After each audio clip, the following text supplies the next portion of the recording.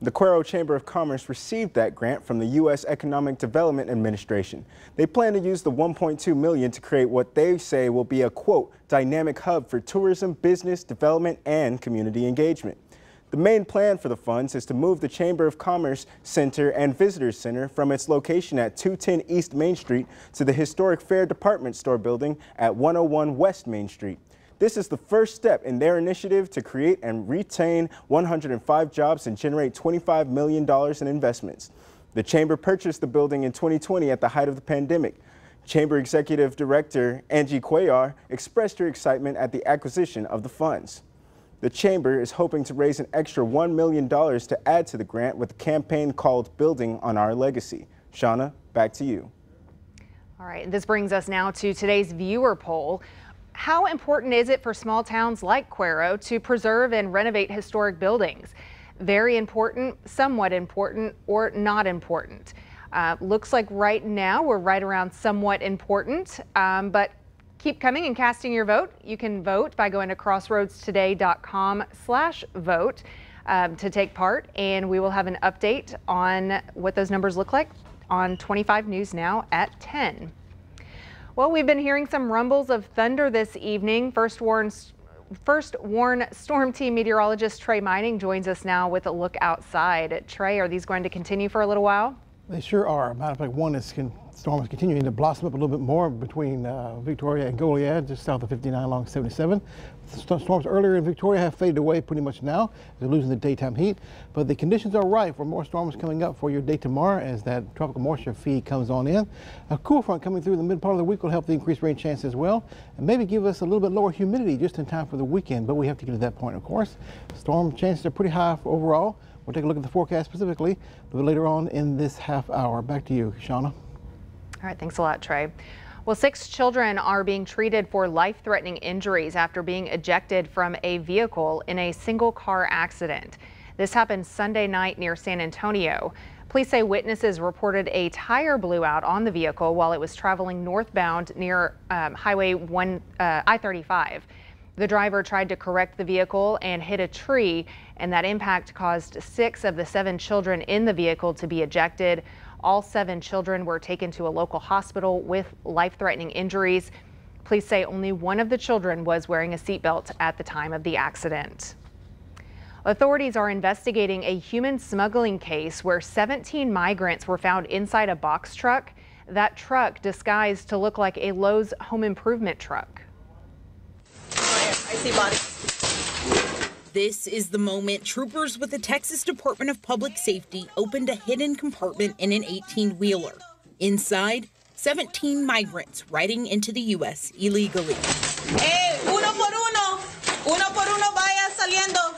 13 men and 4 women were found inside of what DPS calls a cloned Lowe's truck. It's made to look like a commercial vehicle on the outside with adjustments made on the inside to transport and conceal people. Bring your driver license with you. The trooper made contact with the driver. The trooper noticed there were some discrepancies with the driver, with the truck itself. And after a search of the vehicle or search of the truck, revealed that there was a false compartment within the cargo area of the truck. Can you see them? I think when the trooper was able to inspect that compartment, there was no air circulation. Thankfully, no one died, but multiple people were treated for dehydration. I can tell you for certain that that trooper prevented a mass casualty smuggling event. We saw, obviously, we know what happened back in 2022, just outside of San Antonio, where there was 53 migrants that died in the back of a trailer. So these type of smuggling events have been a common occurrence, and also they're very dangerous, especially with the summer heat. So that's why it's very important that we have our troopers working those main highways that are used for human smuggling. Self-contractor? The driver, 28-year-old Miguel Patterson from Jackson, Mississippi, is now charged with human smuggling causing serious bodily injury. This is not the first time a cloned vehicle has been used in a human smuggling operation. In fact, it's not even the first in August. Early this month, we actually assisted U.S. Border Patrol in Carrizo Springs with a Safe Light truck that was also cloned. It's very dangerous when anybody involved in human smuggling. There is consequences not only at the criminal side, but also if someone does die while someone is smuggling someone, you're looking at, a lifelong, consequences, prison time. A woman and 2 children are dead, and a 3rd child is in the hospital following an incident in Bullard. That's in East Texas. Bullard police say dispatch received a call just before 7 Sunday night and arrived to find the 3 dead. No details were released about the nature of their deaths. That 3rd child was taken to a Dallas hospital in critical condition. Police would not comment on possible arrests. Well, remember to subscribe to our YouTube channel, Crossroads Today. When you're there, hit the like button and click the notification bell to receive notifications when we post new content. Well, stay with us. Coming up on 25 News now at 6. The U.S. has seized the Venezuelan president's plane over criminal issues. We'll have the latest details. And protests in Israel escalate as the country's largest labor union goes on strike.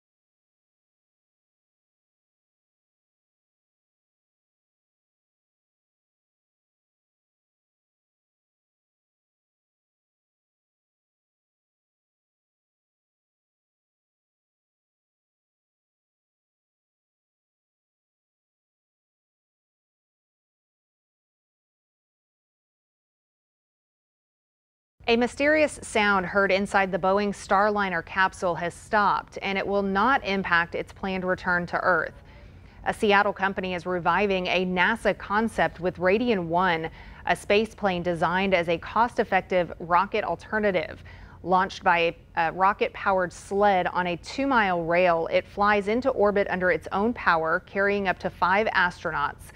Reusable up to 100 times, it can launch satellites, conduct surveillance, and service space stations. Based on NASA's canceled X-33 program, the project is being revived by its original program manager. Well, as this holiday weekend wraps up, new government numbers are giving us a look at how Americans spent their money over the summer. And the view could impact what happens to interest rates later this month. In summer terms, the 4th of July may feel like a lifetime ago. But in economic terms, what was happening then is just now coming to light. Consumer spending was strong in July, 0.4% for the month, just below 3% year over year. Commerce Department figures released Friday show stronger than expected spending, with the Personal Consumption Expenditures Price Index, or PCE, inflation gauge holding steady. That's also better than expected. It means continued movement in the right direction with easing inflation. You may have noticed one sign already. We are actually seeing relief at the pump. So $3.35 national average. That's a reduction of about 50 cents since last Labor Day, and the lowest Labor Day gas prices we've seen in 3 years. The numbers in the Commerce Department report are likely to play out on the campaign trail over the next 2 months, as both inflation and borrowing costs continue to be top concerns for voters. I'm very proud of the work that we have done that has brought inflation down to less than 3%. Together, we will deliver low taxes, low regulations, low energy costs, low interest rates, low inflation, so that everyone can afford groceries, a car, and a home. But the most critical result of the PCE could become clear in just a couple of weeks when the Fed announces if it will or will not cut interest rates for the first time since 2020. In Washington, I'm Emily Schmidt reporting. The U.S. has seized the plane of Venezuela's president over sanction violations and criminal issues. The aircraft was flown from the Dominican Republic to Florida, escalating tensions between the U.S. and Venezuela. The U.S. continues to investigate corruption by the Venezuelan president, questioning the legitimacy of his recent election. In 2020, he and other officials were charged with narco-terrorism and corruption, with a $15 million reward offered for information leading to his arrest. Protests in Israel are escalating as the country's largest labor union goes on strike. The unrest erupted over the weekend after the bodies of 6 Israeli hostages who had been held captive by Hamas were found by the Israeli military. Mass demonstrations throughout Israel, including Tel Aviv, where police used stun grenades to clear crowds and say they arrested more than 24 people Sunday. I'm all the time at the verge of crying. It's a terrible grief. The protests are in response to the Israel Defense Forces discovery Saturday of the bodies of 6 hostages in a tunnel in Gaza. Many Israelis are blaming the deaths on their country's leaders for not coming to terms on a ceasefire with Hamas. They should take responsibility and do the most necessary thing is like release the captives, the captives that you can before it is too late. While Hamas issued a statement Sunday saying Israel, quote, bears responsibility for the 6 deaths, Israeli Prime Minister Benjamin Netanyahu claims Hamas is refusing all ceasefire proposals. The government of Israel is committed, and I am personally committed, to continue striving towards a deal that will return all of our hostages and ensure our security and our existence. U.S. officials say despite the hostage deaths, ceasefire talks continue, and the White House is hoping to see results soon. We should end this war. I think we're on the verge of having an agreement. It's just time to end it. I'm John Lawrence reporting. State Representative Currie, a Houston Democrat who was defeated in her primary earlier this year, announced on Friday that she is switching to the Republican Party. To read the full Texas Tribune article, come to our website, crossroadstoday.com. Still some rain showers and thunderstorms left in the area, especially west of Victoria toward Goliad and points to the south from there. What about rain chances tomorrow and the rest of the week? We'll take a look coming up in your forecast.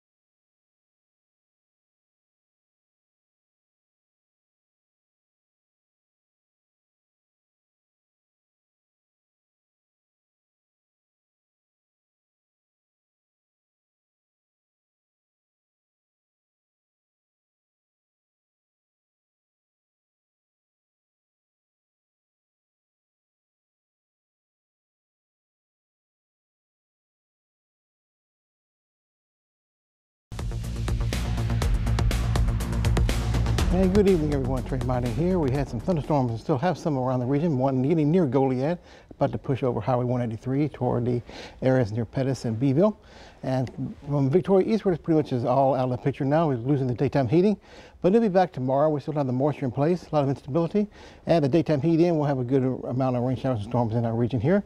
And why is it a little bit more than we had over the weekend? Because this low pressure area in the Gulf of Mexico, we've been watching for the last several days, kind of meandering around in the Gulf. It's finally moving a bit further to the west, putting us more on the eastern side of the low pressure area. That is the moisture coming in directly around the low pressure area off the Gulf of Mexico, and that's the wet side of the system. So we had an increase in rain today. That'll be a case again for your day tomorrow.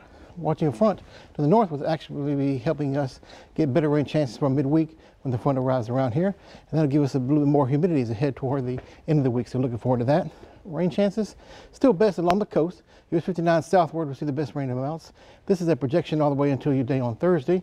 Looks like it could have some 3 to 4 to 5 inch totals along the immediate coast in these areas of the crossroads. Victoria northward a little bit less, about half an inch to 1 or 2 inches possibly up there, about Hallettsville and points to the north from there. And here's the front I was talking about, well to the north with its own rain showers and storms. And there's a low pressure area beginning to kind of move further toward the lower Texas coast, putting us on the right hand side of that circulation flow, giving us better rain chances with that. And all this kind of come together by about Tuesday into your Wednesday, the front making kind of a slow process and making slow progress as well down to these coastal zones of Texas, keeping the rain chances alive. But by the time we get to the end of the day on Wednesday into your Thursday, this front will begin to push everything further to the east and bring in some dry air behind it and finally see some sunshine toward the end of the week. Future tracker for now, thunderstorms still alive from areas near San Marcos, San Antonio, down to about Corpus Christi or so. They'll begin to die out after sunset. The ones over Goliad and Victoria counties will begin to die out as well. It's pretty much in the process of doing that now. Mostly quiet in the overnight. More rain chances tomorrow, starting along the coast and to our east, working its way inland throughout the day. So keep that umbrella handy as we go throughout the day as well. This is going to be the trend for the first half of the week, then better conditions to follow after that. Quail. Cloudy skies throughout the day. For your day tomorrow, plan your day for Tuesday. It's got rain showers and storms again for the majority of the daytime hours. Beginning to lessen as we head towards 6 p.m. Highs only near the 80s to near 90 degrees. Port Lavaca as well, starting along the coast, Calhoun County, working its way inland throughout the day. Pretty good rain amounts there as well. And also in Victoria, cloudy skies, some peaks of the sun from time to time. High temperatures near 90 degrees. Carry an umbrella, keep it with you. Watch weather developments just in case. Some of those storms could drop some brief heavy rainfall. But look at this, by the time we get to Friday, rain chances pretty much begin to be out of the forecast. And it looks nice for Saturday and Sunday with temperatures in the 90s, of course, during the day. Lower humidity, so it won't feel as oppressive. A little bit cooler in the overnight lows in the lower 70s coming up by then. Take a look at this right here. This is the QR code. Get your smartphone, scan the code. You see right there, they're taking you to a webpage. You can download our app. News, weather, and sports at your fingertips. Very easy, convenient, free of charge to be connected with us. Back to you, Shawna. All right, well, in one small North Texas town, a player is bucking tradition in a big way. Small town Ponder has a population of just over 2,000 people, but like many Texas towns, high school football is king. But when Ponder's high school team takes the field, they have their queen. Ponder senior Kylie Watt is a long snapper on the boys varsity football team. But having a girl on the boys team is not a new or a trick play for their head football coach. He was head coach at Humble High near Houston, where they also had a female athlete on the team. Watt says that through her performance on the field, she hopes to inspire other young girls. She is considering sports in college, whether that's possibly football or powerlifting, but ultimately wants to become a radiologist. So we've got a lot of young athletes that are, taken to the field and the court and all of that here. Max is here now with a look at what is coming up in sports. Yeah, what a great story that was right there. Just to see that, again, always having females in sports is just awesome to see, especially in football for sure there, Shawna. But now over to volleyball, right? Goliad Victoria West, they're going to have a big top-tier volleyball match tomorrow night. I'll highlight this matchup and more in sports.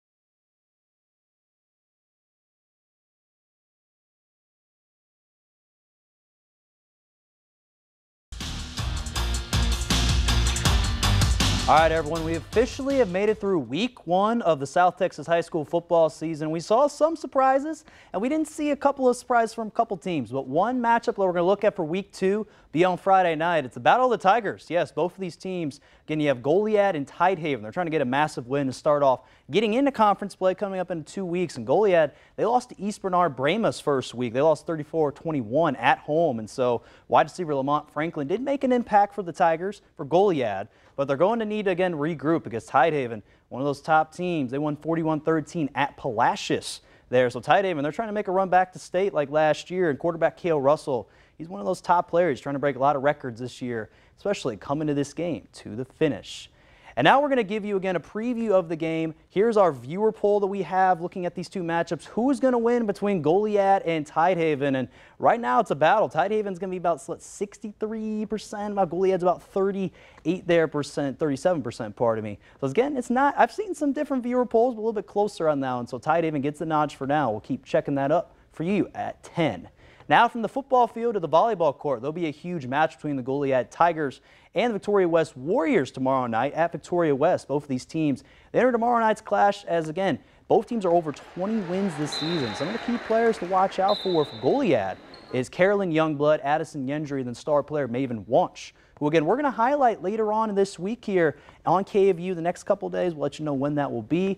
Now for the Warriors, they keep Avery Griffin and then Emily Parker, and they expect to be big ones for the Warriors. And a great matchup tomorrow. I'll provide highlights on tomorrow's show.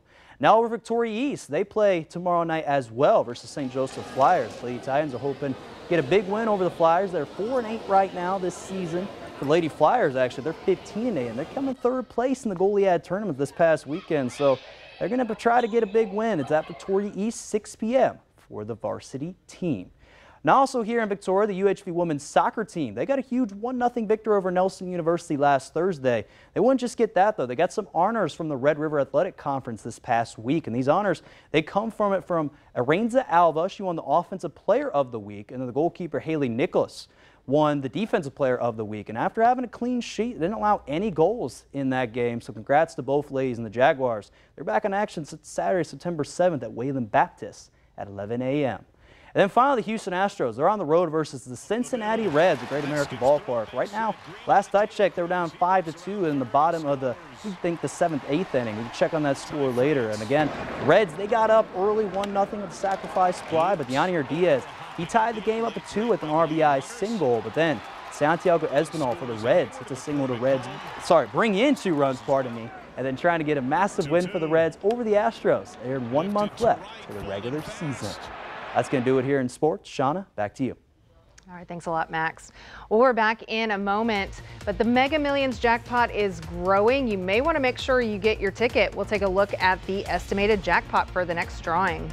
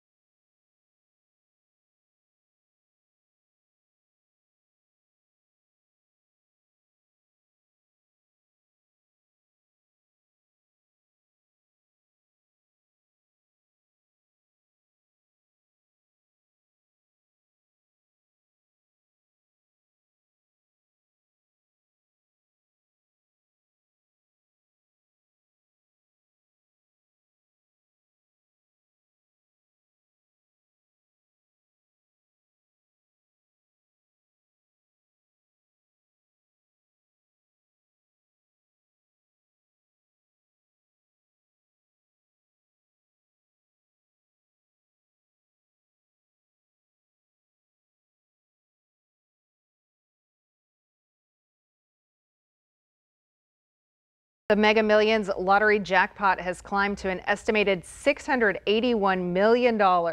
Cash option on that is $336.1 million. The jackpot swelled after no ticket matched all 6 numbers in Friday night's drawing. So the next drawing is tomorrow night, Tuesday. And if there is a big winner, it would be the 7th largest jackpot in the game's history. So, you know, it's one of those things you want it to grow a little bit more, but you also want to win. I was going to say, that's, again, it's a lot of money there overall to try to win there. What do you think, Dick? Hundreds of millions. I tell you what, that is a lot of money. What we could do with that, I tell you, would be just mind-blowing. But one thing that money cannot buy is the weather. And to change the weather, so we had to put up with what we can, which we're getting rainfall, which is definitely a good thing. And we'll continue to see that as we go through the next several days. Run on through Tuesday, Wednesday, and Thursday. Begin to reduce on Friday. As front moves through, dries us out for the weekend. Sunshine by then. A little bit lower humidity, so we'll enjoy that. Even though we'll have higher daytime heat during the day, lower humidity make it feel a little bit more bearable. Lows in the 70s. So carry umbrella again for your day tomorrow. All right. And of course, Friday, the big East-West Battle of the Boot matchup. Yeah, it's going to be exciting. Again, it's a rivalry game, so it looks like the weather will be okay the weather's for that, right? Looking the weather fantastic. will be great, you know, so it's going to be, as I said, it was a great week 1, but now we got week 2. Now we get to see how these teams really are as we get more into the season. So it's going to be exciting to see got how the it nerves kind of knocked off. And, you know, for a lot of teams right now, they're getting, you know, into their offenses maybe and defenses. So it should be exciting for sure. Yeah. All right. Awesome. Well, thanks for joining us. We hope to see you back here for 25 News Now at 10.